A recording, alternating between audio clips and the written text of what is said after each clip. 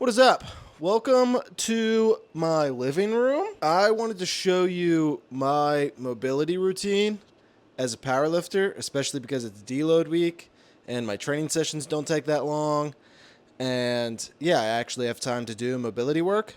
But I thought that would be a boring as shit video. So while I do my mobility routine and show you what I do, how I do it to stay semi-mobile as a powerlifter and lift more weight at depth and at competition standard, I'm gonna ask AI some popular powerlifting questions, or ask AI to ask me popular powerlifting questions, and I'm going to answer them as best as I can with the knowledge that I have.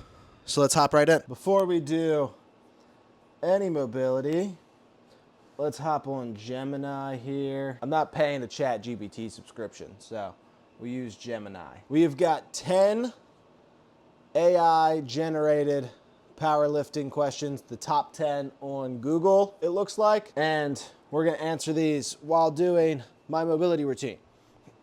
There's about 10 steps to my mobility routine.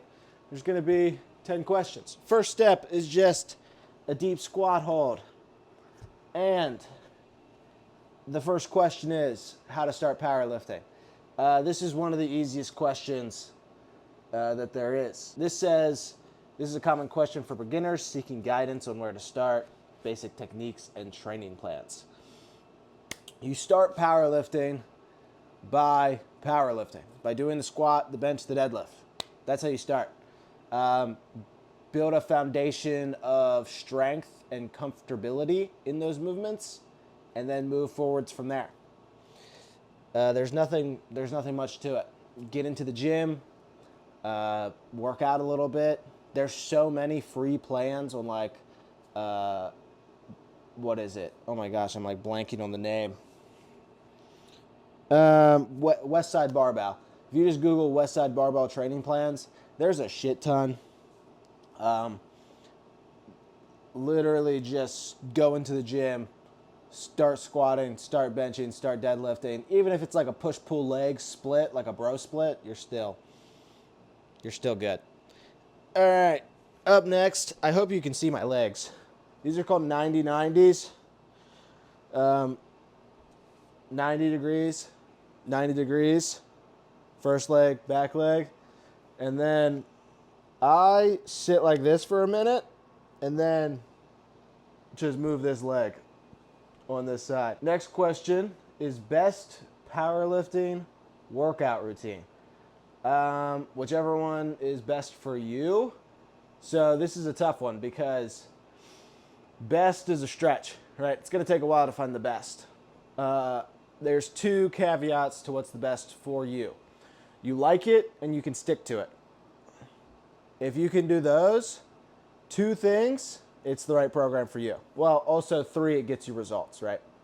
If you like a program but it's not getting you results, then it doesn't really matter. It's going to be hard to find a program that fits you and is really, really successful for you without getting a coach. It's just going to be hard starting in the sport to know exactly what to do. Like this is embarrassing to admit, but I'm going to admit it. My first powerlifting program that I made for myself didn't even have like drop sets in it.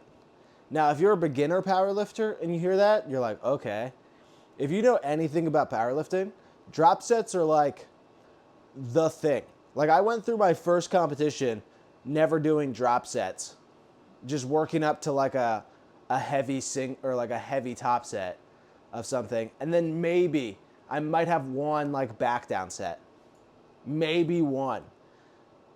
But I mean, you're talking like I was working up to sets of like a 3x5 on like bench and like on like deadlift, instead of just doing 5 and then doing 3 sets of back downs to get way more volume. Dude, I was crushed. My fatigue was insane. Powerlifting diet. That's not a question. That just says powerlifting diet. But okay, that's the next question, is powerlifting diet. So powerlifting diets are very unique because it all has to do person to person like most things do. Usually, it's a lot of protein, it's a lot of carbs.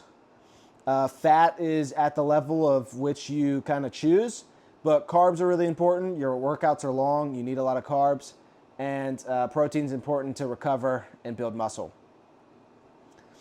I stick to kind of like a bodybuilding style diet for the most part. I work with a bodybuilding coach on nutrition. And then, but I also I'm not trying to go up in a weight class, and I'm not like at a big weight class. I'm at the top of my weight class. So I compete at the 82.5 kg, which is 181.9 pounds. I naturally sit at like 185-ish or so. So I cut down then. I just eat in a calorie deficit for a little bit. Or I can probably like gut cut most of the time, or like do a water cut and be there. But now if you're like a big boy and you're already at the top, most people just want to get as big as possible, because the more weight you are, kind of the bigger gut you have. You can kind of just like pop bench, and there's a lot of benefits to that. It's probably not the healthiest thing, but yeah, the powerlifting diet is definitely interesting. I should do a full-blown like counting my calories diet, because I don't even know what my calories are at, but that'd be interesting. Number 4, how to increase bench press. I'm doing butterflies now. This is just to work on my groin, stretch it out a little bit more. So, how to increase bench press? You bench press. Unfortunately, that's the answer, right? Like, there's no secret. You go through multiple training blocks of bench press. Now, like, improving your form can definitely help. Getting a better arch, getting more, your traps more dug into the bench. But for the most part, increasing bench press happens by bench pressing more and going through training blocks, pushing from RPE 5 to 6 to 7 to 8 to maybe 9, deloading, doing that over and over and over and over again until eventually you have a big jump in weight, and you'll plateau then, and you change up your training.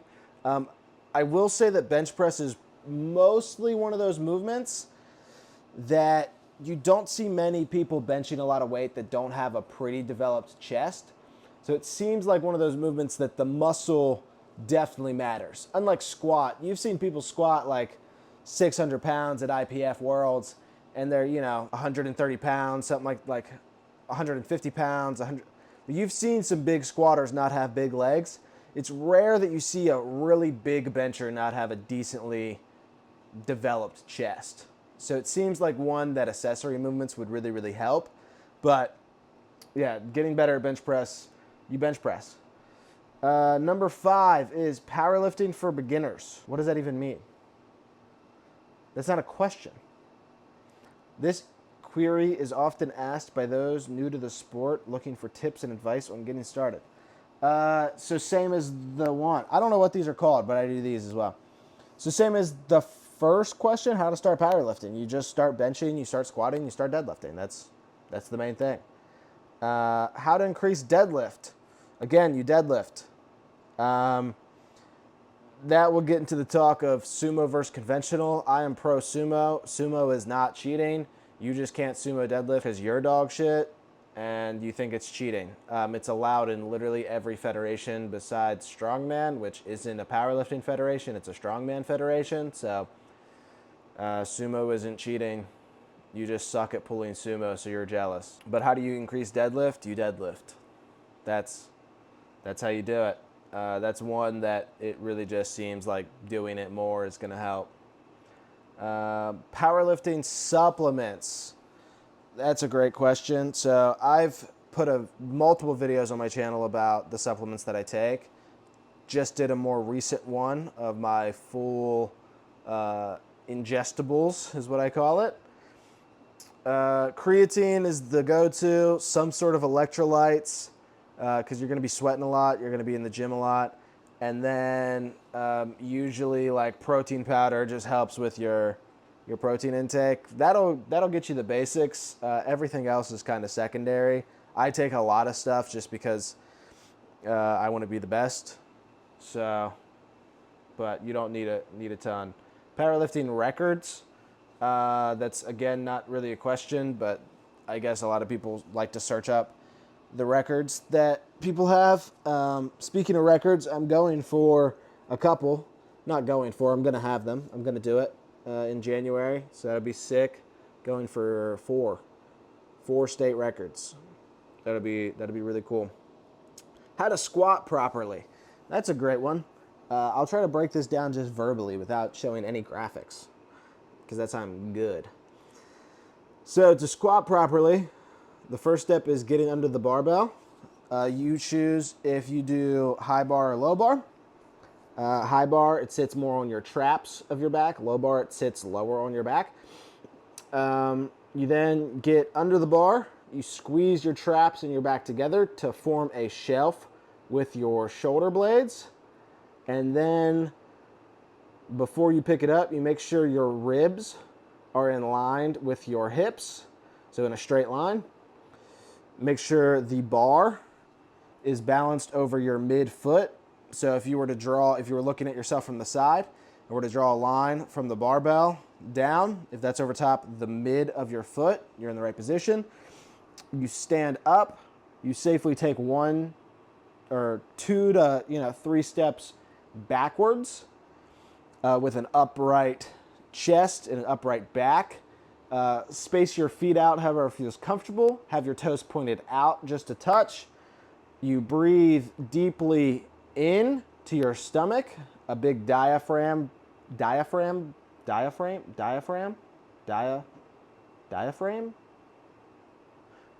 You know what I'm trying to say. Big breath. Push out your belly and squeeze your abs, almost like you're trying to push your belly button as far away from you as you can. And then you bend at the hips and knees simultaneously is what's recommended. A lot of people bend at the hips first and then the knees. Some people bend at the knees first and then the hips. Mostly it's all okay. You go down until your knees or your hip crease is below your knee crease. And then you stand back up. And then to rack, you take the same steps forwards, lean on the rack, and press it. Look at that.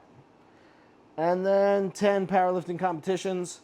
I'm going to use this as an opportunity to just say federations. There's a bunch to compete in. USAPL in America is the most popular. You can only do national competitions in the USAPL now.